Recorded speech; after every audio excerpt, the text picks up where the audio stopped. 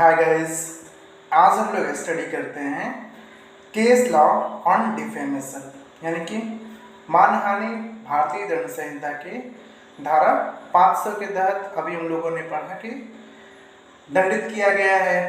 तो आइए अब हम लोग स्टडी करते हैं कि भारतीय दंड संहिता की धारा 500 पर यानी कि डिफेमेशन पर, मानहानि पर क्या महत्वपूर्ण केस लॉ है। पहला case NL Shah versus Patel Magan Bhai. In this case, an interesting situation arose before the court. There was agitation of lawyer in Gujarat connection with appointment and transfer of Chief Justice of High Court. On the account of agitation, the lawyers ceased to participate in court processing and resorted to सत्याग्रह, यानी कि वकीलों के द्वारा न्यायिक कार्य से विरत रहने के लिए घोषणा की गई। An editorial in a newspaper criticized as to whether it behoves to the lawyers as a class to resort to strike, यानी कि क्या इस तरीके से वकीलों का, लॉयर्स का स्ट्राइक पर जाना सही है। The lawyers were inter alia described as काजिया Dalal, that is dispute broker, यानी कि एक न्यूज़ पेपर में वकीलों को, लॉयर्स के लिए कांजिया दलाल, डिस्प्यूट ब्रोकर की संज्ञा दी गई। उन्हें कांजिया दलाल, डिस्प्यूट ब्रोकर कहा गया। In a suit for defamation against the editor, तो इसके बाद जो है, जब उस न्यूज़पेपर में वकीलों को काजिया दलाल या डिस्प्यूट ब्रोकर की संज्ञा दी गई, तो यहाँ जो है एडिटर के खिलाफ डिफेमेशन का सूट फाइल होता है। In a suit for defamation against the editor, the Gujarat high court held that the editorial did not refer to the complainant personally or to any other individual but referred to the lawyers as a class and the lawyers of the Gujarat.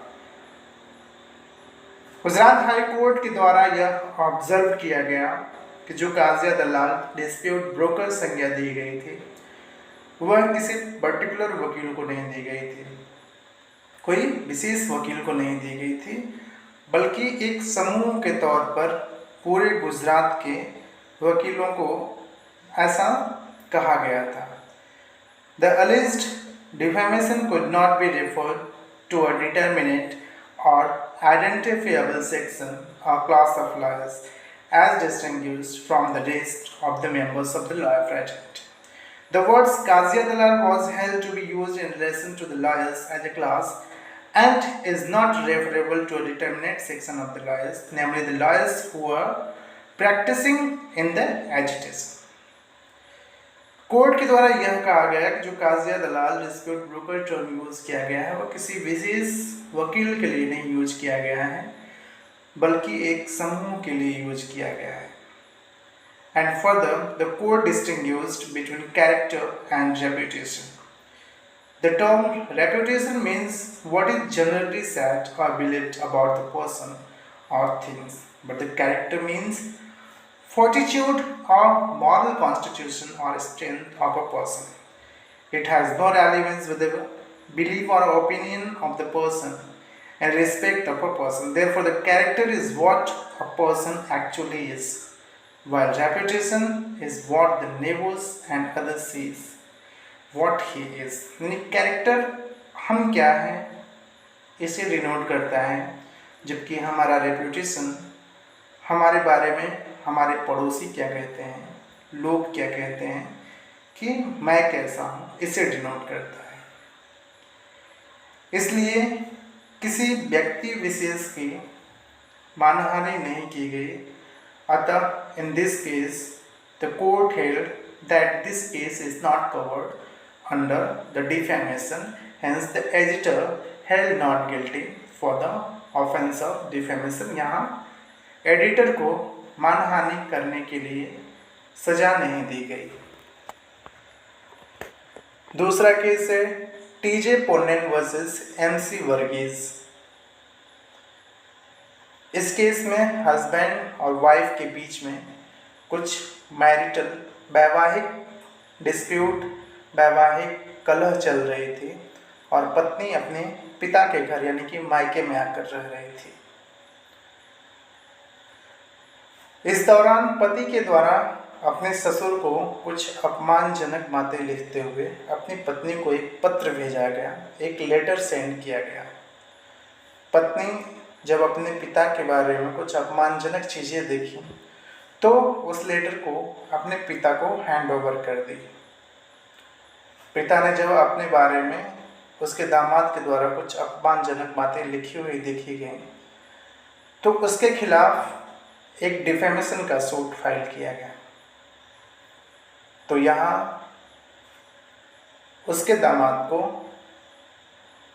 Defamation यानी कि अपने father in law के defamation के लिए दंडित किया गया। In this case, the husband wrote a letter to his wife which had some defamatory words for his father-in-law. Wife subsequently handed over all the letter to her father. The court held that husband is liable for the defamation. Subramanian Swamy versus Union of India में इसकी constitutionality को check किया गया कि whether the section 499, 500 of the Indian Penal Code is constitutional or not. In this case, the court held that section 499, section 500 of the Indian Penal Code is a constitutional section. यानी कि Subramaniam Swamy versus Union of India में सर्वोच्च न्यायालय के द्वारा यह निर्धारित किया गया कि भारतीय दंड संहिता की धारा 499 और 500 एक संवैधानिक धारा है। अगले केस में हम लोग पढ़ते हैं प्रिया रमानी वर्सेस एमजे अकबर का केस, जो डिफेमेशन का रिसेंट का केस है, हाल ही का केस है। प्रिया रमानी एक जर्नलिस्ट हैं, जबकि एमजे अकबर जिन्होंने केस फाइल किया था डिफेमेशन का प्रिया रमानी के ऊपर, एक फॉर्मर यूनियन मिनिस्टर और जर्नलिस्ट हैं। तो आइए देखते हैं कि प्रिया रमानी वर्सेस एमजे अकबर के केस में क्या हुआ था। During me too campaign, Priya Ramani, a journalist, raised the voice against the sexual harassment which was done with her by M.J. Akbar, Union Minister and journalist.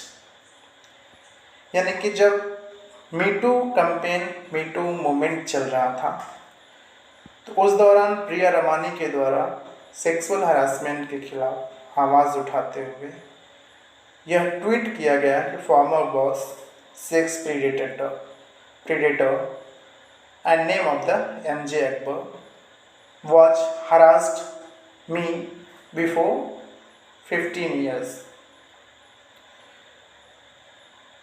जब प्रिया रमानी के द्वारा ऐसा कहा गया कि इतने समय पहले एमजे अकबर के द्वारा उसको सेक्सुअली हरास किया गया था, तब एमजे अकबर के द्वारा प्रिया रमानी के ऊपर डिफेमेशन का सूट फाइल किया गया और कोर्ट ने फेवर किया प्रिया रमानी को, यानी कि यहाँ डिफेमेशन के लिए प्रिया रमानी को दंडित नहीं किया गया। और कोर्ट, चूँकि बहुत सारे कंटेंशन रेज किए गए थे कि इतने दिनों के बाद क्यों ऐसा, चाहे इतने हाईली सोशल स्टेटस के एमजे अकबर साहब हैं, वो ऐसा नहीं कर सकते हैं। तो सारी कोर्ट ने फेवर करते हुए यह निर्धारित किया कि नहीं, प्रिया रमानी के ऊपर डिफेमेशन के लिए चार्ज उनको दंडित नहीं किया जाएगा, उनका कन्विक्शन नहीं किया गया। और court held that even a man of social status can be a sexual harasser, यानी कि जिसकी सामाजिक परिस्थिति बहुत अच्छी है वह भी सेक्सुअल हरासर हो सकता है। The right of reputation can not be protected at the cost of the right of life and dignity of a woman. दूसरी तरफ एमजे अकबर साहब के द्वारा यह कहा गया कि हमें भी राइट ऑफ रेपुटेशन है, तो कोर्ट ने हेल्ड किया कि राइट ऑफ रेपुटेशन को प्रोटेक्ट करने के लिए हम right of life and personal liberty, dignity of women को नज़रअंदाज नहीं कर सकते हैं।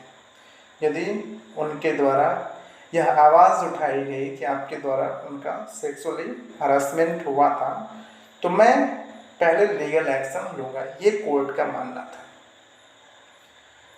Third, the women has right to put her grievance at any platform of her choice and even after disease.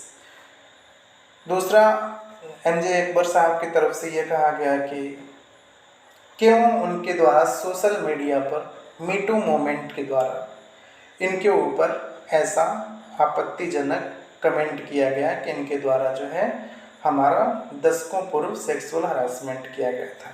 यदि इनको लगता सोशल मीडिया का यूज़ न करके ये उनके खिलाफ केस फाइल कराई होती, तो कोर्ट ने यहाँ यह कहा कि women has right to put her grievance at any platform, यानी कि यदि महिला अपनी आवाज़ उठा रही है तो वह किसी भी प्लेटफॉर्म पर अपनी आवाज़ को उठा सकती है। और दूसरा कि ज़रूरी नहीं है कि महिला जो है जिस वक्त उसके साथ सेक्सुअल हरासमेंट किया जा रहा है उसी वक्त उसके खिलाफ आवाज़ उठाए। जब भी उसको लग रहा है तो वह उस सेक्सुअल हरासमेंट के खिलाफ आवाज़ उठा सकती है, भले ही दशकों क्यों न बीत गए हों। In this case the court acquitted Priya Ramani. और इस तरीके से कोर्ट के द्वारा जो एमजे अकबर साहब के द्वारा प्रिया रमानी पर मानहानि का दावा किया गया था, मानहानि का केस लाया गया था, उससे दोष मुक्त कर दिया गया, एक्विट कर दिया गया। अब हम लोग आते हैं अगले केस पे जो बहुत फेमस है, राहुल गांधी का रिसेंट का डिफेमेशन केस है जो पुणेश मोदी के द्वारा लाया गया था। तो आइए स्टडी करते हैं कि राहुल गांधी के डिफेमेशन वाले केस में क्या हुआ था।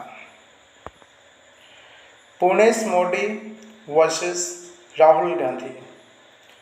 पुणेश मोदी बीजेपी के एमएलए हैं गुजरात में। इनके द्वारा कर्नाटक में एक रैली हो रही थी 2019 के लोकसभा चुनाव के दौरान, जहां कि राहुल गांधी के द्वारा यह कहा गया कि all these thieves are Modi, यानी कि सारे चोर मोदी होते हैं।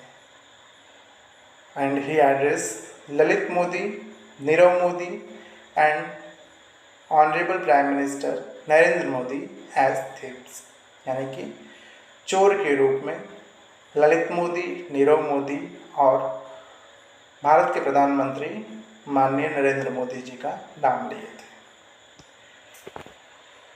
इन सारे चोरों के नाम मोदी कैसे हैं? जैसे इनका ये स्टेटमेंट आया, गुजरात से बीजेपी के विधायक पुणेश मोदी के द्वारा राहुल गांधी के ऊपर मानहानि के लिए केस लाया गया, डिफेमेशन का सूट फाइल किया गया। और जब इनका ट्रायल चला, विचारण हुआ, तो कोर्ट के द्वारा इन्हें 2 वर्ष तक की सज़ा दी गई, जो कि उनकी संसद की सदस्यता खत्म करने के लिए पर्याप्त थी। और इस डिसीजन के बाद राहुल गांधी जी की संसद की सदस्यता चली जाती है, after which he was disqualified from the parliament. सारे अपोजिशन जब ऐसा हुआ कि उन्हें डिफेमेशन के केस में जो मैक्सिमम सज़ा होती है वो 2 वर्ष है, और न्यायालय के द्वारा उन्हें मैक्सिमम सज़ा से ही दंडित किया गया। This lead the opposition parties all across the nation to come together. और सारे राजनेताओं के द्वारा यह कहा गया कि यह एक लोकतंत्र की हत्या के समान है, तो ऐसा नहीं किया जाना चाहिए। बीजेपी एमएलए पुणेश मोदी जब ये निचली अदालत से राहुल गांधी जी को कन्विक्ट किया गया, 2 वर्ष तक की सज़ा दी गई, जिसकी वजह से उनकी संसद की सदस्यता चली गई। तो अब जो है ये निचली अदालत के फैसले के खिलाफ गुजरात हाई कोर्ट में अपील में जाने वाले थे। Then BJP MLA Purnesh Modi, the complainant in the defamation case against Rahul Gandhi, has filed a caveat in the Supreme Court seeking that he be heard if the Congress leader moves a plea challenging the High Court verdict, refusing to stay his conviction in the Modi surname remark case. A single judge bench of Gujarat High Court had on July 7 dismissed Gandhi's plea seeking a stay on his conviction in the defamation case. यानी कि जब निचली अदालत से राहुल गांधी को 2 वर्ष तक का कारावास दिया गया, संसद सदस्यता चली गई, तब 7 जुलाई को राहुल गांधी के द्वारा जब निचली अदालत के फैसले के खिलाफ गुजरात हाई कोर्ट में अपील की गई थी, 7 जुलाई 2023 को गुजरात हाई कोर्ट ने इनके इस प्ली को जो है, इस अपील को डिसमिस कर दिया गया, जो कि निचली अदालत के फैसले के खिलाफ थे। फिर हाई कोर्ट के फैसले के खिलाफ अपील की गई भारत के उच्चतम न्यायालय यानी कि सुप्रीम कोर्ट में, and supreme court stage on conviction of Congress leader Rahul Gandhi in Modi thieves case. इस तरीके से 4 अगस्त 2023 को जब हाई कोर्ट से व्यथित होकर Congress leader Rahul Gandhi honourable supreme court के समक्ष उस कन्विक्शन के खिलाफ अपील किए, तो उस दशा में जो है 4 अगस्त 2023 को सुप्रीम कोर्ट के द्वारा उनके कन्विक्शन पे स्टे लगाया गया, और इस तरीके से जो है राहुल गांधी की सज़ा पर जब स्टे लग गया तो वो फिर से जो है एलिजिबल हुए और संसद में अपनी वापसी की। तो ये हम लोगों ने कुछ इम्पॉर्टेंट केस स्टडी किए डिफेमेशन के ऊपर, मानहानि के ऊपर।